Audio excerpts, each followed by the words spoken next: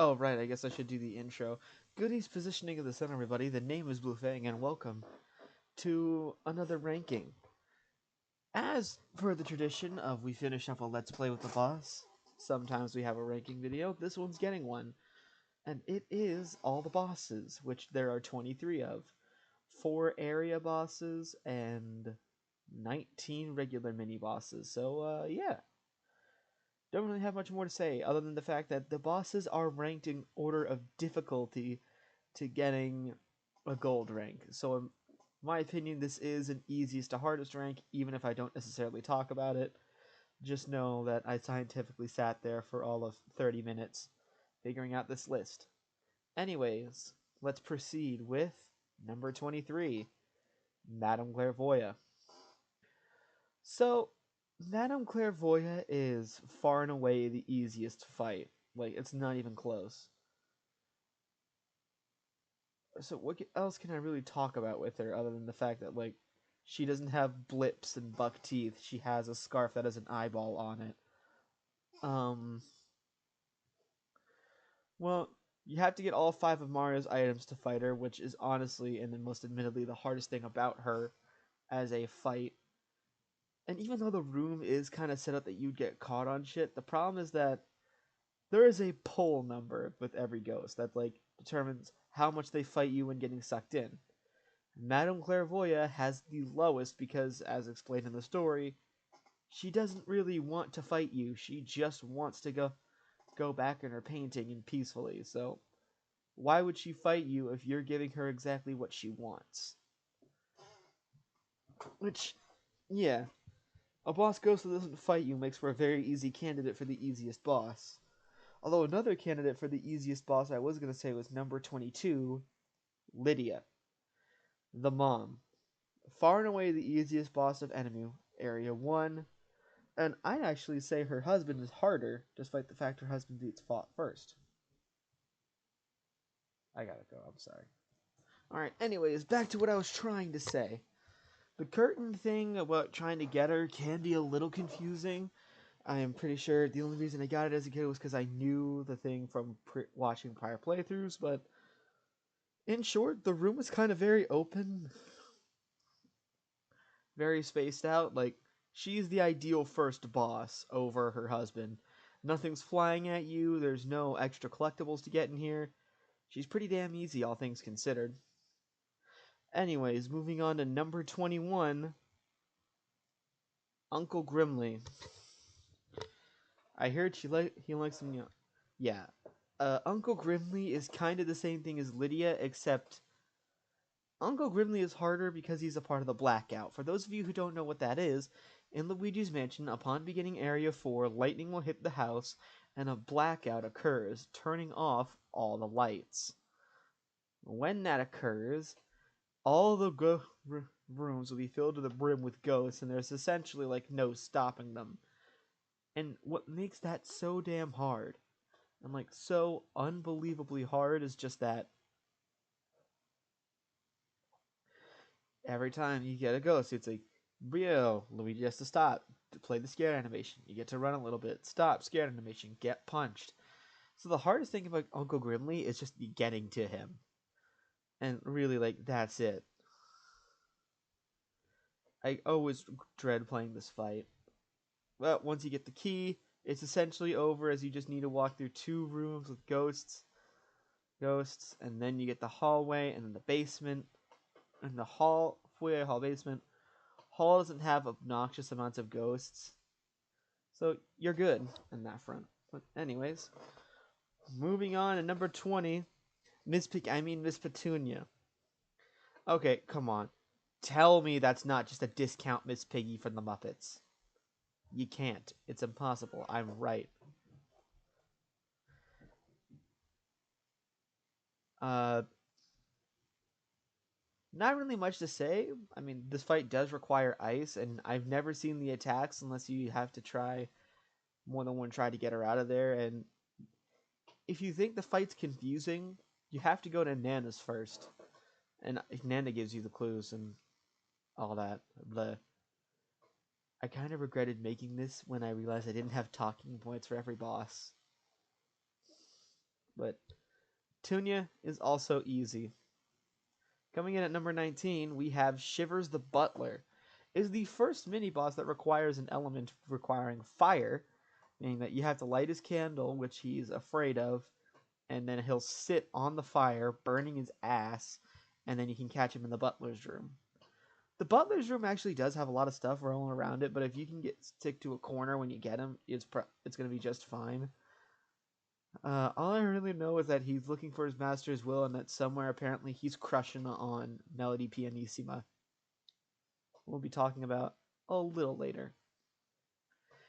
Coming in at number 18, a boss who is harder than his wife, we have Neville. Neville is a lot harder of a fight than Lydia is, and I will stand on the business. First off, books and shit are flying at you, and if you get hit by anything, your combo is dropped. There's also a Speedy Spirit and a Gold Mouse in there, both by the desk, so you have to be very careful before you get into it, but that's neither here nor there. Point is, the books flying at you makes this fight way harder than it actually is, because sometimes you do have to give him leeway to pull you to get out of the way of the books, but you give him too much, and then Neville gets away. All this makes him sound like he's the hardest when he's really not. I don't got much else to say, so at number 17, we have Melody Pianissima. There's I do enjoy the method of having to get all the instruments playing at once to do the Mario theme. The instruments, though, can create a bit more obstacles, which is why I had her harder than Neville.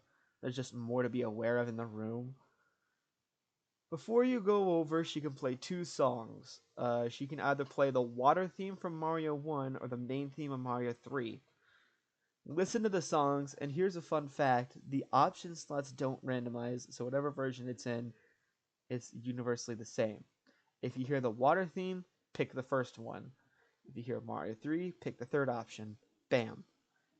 There you go for all you players in Japanese who can't read Japanese.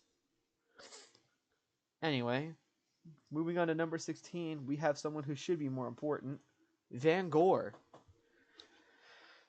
So, Van Gore is apparently the creator of all the ghosts, which is why his fight is more or less just you'll fight all the regular bosses and then him. Fighting the regular bosses can be hard, especially the skeletal surprises. I find those to be the most annoying and most difficult to deal with. He's generally going to be where your 50th boo is, and I had a whole gold diamond fiasco where I essentially said don't save with the boo. So be very, don't do that. The fight itself is not that hard. It's just the surprise ghosts and taking out 3 of them all. Yeah. Man, I'm really making it seem like Neville's a lot harder than he actually was, but he's really... I do agree with this list and ranking. At number 15, we have Nana. There's items in the rooms, but if you can keep her to one corner, it's pretty fine.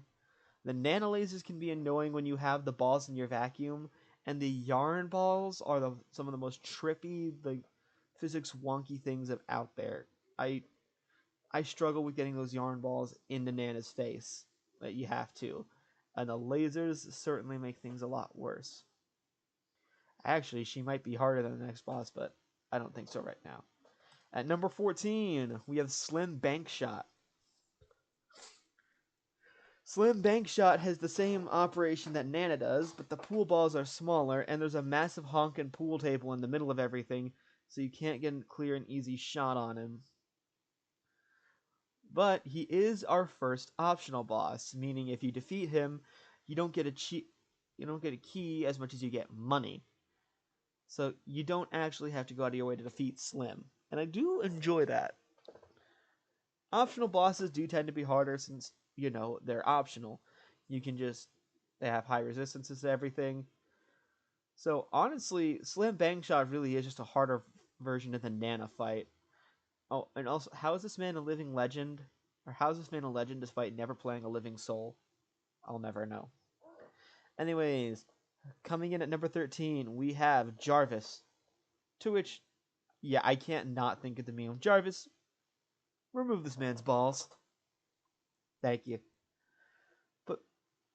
He has the ice minigame where you have to freeze him 7 times, and coincidentally enough, he only shows up 7 times. But what is he? Like, how did he fit in a jar? I know he loves antique jars, but, like, he fit himself in one. So what is he really? I don't know. Jarvis is a mystery to me. You have to fight him in the attic. And, yeah. Coming in at number 12, we have our first main area boss being Chauncey.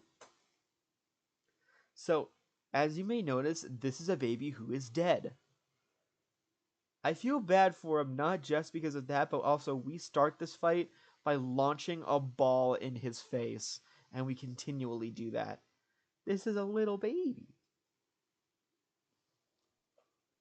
He did scare the shit out of me as a kid, and Chauncey is part harder because of the requirement. For mini bosses, I guess I should have discussed this earlier, but mini bosses, it's that you got to get 90% of their health in one go. For area bosses, you have to keep 90%, at least 90% of your health throughout the entire fight. This can be hard, especially when you get tripped up a bit and you realize, oh wait, can't get him on the first go. So, yeah, and what kind of a name is Chauncey? Your parents don't love you, kid. Coming in at number 11, we have the Floating Werlindas. I don't know why, whenever I look these guys up, I just got Jimmy Neutron's parents. So which, oh lord, I don't know why. Uh, Poison mushrooms are the biggest deal of this fight, but I'd say the actual hardest part about it is getting the shine on them. Once you have the shine, they're kind of easy from there. But what you have to do is you can't look at them, and you have to be on the spinning floor. And that spinning floor can do you a lot of problems when you're trying to get them there, but once you get them off, you're essentially home free. Here we are at the top 10 fights, and coming in at number 10, we have Spooky the dog, who I thought was named Mr. Bones. As you can see, this is Polterpup before Polterpup happened. Getting the skeleton's probably the hardest part there, because you gotta defeat him while dodging the dog's attacks and let the bone happen. Because for the rest of it's just an open room that you can interact with, but holy crap, does the biting animation that it puts Luigi through looks like it hurts like hell. And I don't want to be Luigi. At number 9, we have Queso. I mean, Mr. Lugs. Listen, this man just makes fat guy noises, has waitresses serving him foods that make weird sounds, and even though there is a table in the middle of the fight, which can trip you up heavily, which is why he is so high. If you pull, I don't know, that table. Thankfully, you only really have to deal with the table and you can get him to a corner, but that table, along with the fact that the fat guy can pull you as hard as they can, really just makes this fight worse than it is. At number 8, we have Henry and Orville, named after Henry Ford and Orville Wright. Something about this boss you should know is that the order in which you take out these two kids doesn't matter for the gold. It's whoever is second will give you the prize. But for the love of God, take... Why did I say plane? Why the fuck did I say plane? I meant car.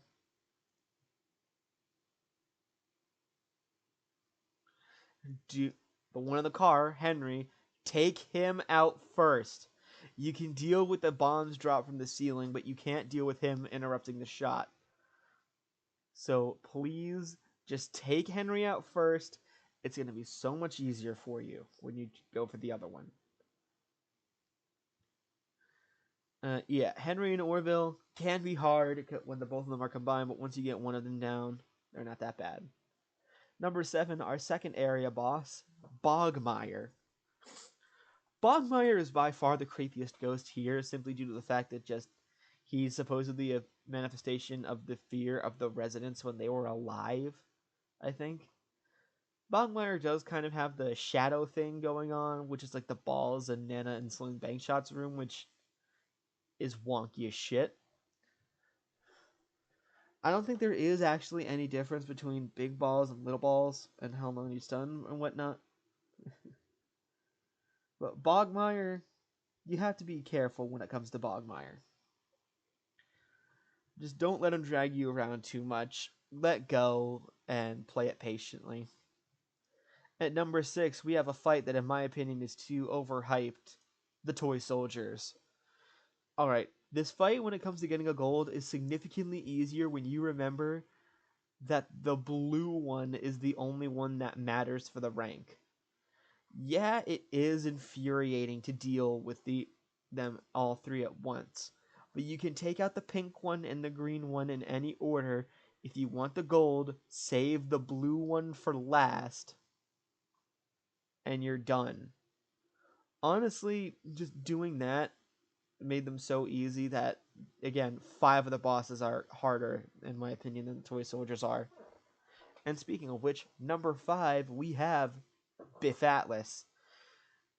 He has a really high resistance stat, fitting because he is an optional ghost. He only gives you money, and the key that you get into this room is on the treadmill, and even then, that's just easier backtracking, making it so you don't have to go back to the courtyard. But the equipment that he can drag you around in, like the dumbbell or the punching bags, that can really get you, especially when he pulls a lot. Like Biff Atlas has the perfect obstacle course design of a room. At number 4, we have our hardest optional ghost, Sue P. You do make this girl pee her pants in an upside down room, but the clown dolls is what's going to get you. When there's objects flying at you, that makes the fight infinitely harder. On top of the lamp in the middle and just 2 at the same time, Sue P is a very hard ghost to perfect. I can believe people when they say that, but when it came to the amount of tries, there is 3 ghosts that have taken me longer. And speaking of which, number 3, the last mid-boss or mini-boss, Sir Weston, or the Discount Ice Climbers. He's far and away the hardest due to just the fact that you have to traverse with ice physics and shit falling at you from the ceiling. It sucks. It just sucks. I don't like Sir Weston, and I always dread fighting him. I hate cold storage as it is. But we're done with the mini bosses. Let's move on to number 2, which is our area bosses, and our final boss, King Boo. Alright, King Boo is the second hardest boss, because restarts of this fight suck. They really do, because you have to listen to the whole rant. Always remember that there's cash in the room, and if you're taking enough time, grab the cash, run back to the toad, heal, and try the fight again. But this fight can be heart-pounding, but it's skill-based. At the very least, you just need to remember to dodge the attacks and counter. It's your own nerves that are going to get to you more than the actual fight itself. But number 1, on the other hand, I hate number 1, and I will stand on business saying that this is the hardest fight in the entire game, Boolossus. This is so fucking luck-based. The fight itself works that you have to get an ice element for the 15 boos, freeze them up, and then you have to pop them on a unicorn statue so the 15 boos are individual, freeze up the boos, and suck them up before they fuse back together and reduce the numbers. But that's the thing. This fight is not dangerous when there's 15 boos. This fight is dangerous when there's 2 to 3 to 1. That one last boo, I can't tell you how many times, got me. I would be ready for that shit. I'd have everything set to go, and then the last boo would just hit me, and I'd lose everything. And I'd have to restart, run all the way back up to the patio, and just do the fight again. And, yeah, this fight is so luck-based, and I don't like it. The only one I think is, objectively not fair. But anyways, yeah, there's the boss ranking, so comment if you think I was wrong. Spoiler alerts, I'm not wrong, and that's a fact. Totally not a fact. But, yeah. So stay tuned for next time, and until that time happens, goodbye.